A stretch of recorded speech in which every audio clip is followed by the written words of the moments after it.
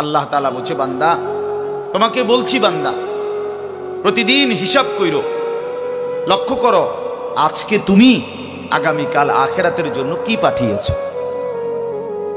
ধরে নাও আজ তোমার মৃত্যু, তো এরপরে পৃথিবী থাকলে থাকতো আর কি, আমি তো আর নাই।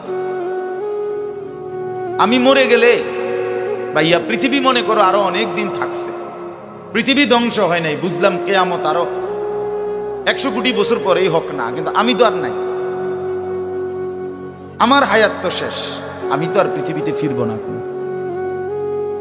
তাই এরপরে পৃথিবীর সবাই যদি চাঁদের দেশেও চলে যায় আমার কি লাভ?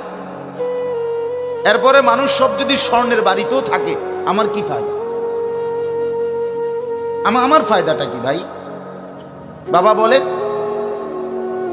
সুদের টাকা দিয়া, ঘুষের টাকা দিয়া, হারামের টাকা দিয়ে, আল্লাহর নাফরমানি করে, অবৈধ পন্থায় হারাম রোজগার করে ঘরবাড়ি দিয়ে গেলেন, ছেলে পেলে করে, তো ছেলে পেলে করে দিয়ে গেলেন, কিন্তু আপনি তো থাকতেন না। আপনি তো খুব অল্প সময়ের ব্যবধানে কবরে চলে যাবেন, তো সেই কবরে কেমনে থাকবেন? তো নিজের ঘরকে অরক্ষিত করে, নিজের ঘরে ডাকাত রাইখা আপনি বুঝি আরেকজনের ঘর বাঁচাইতে গেলেন।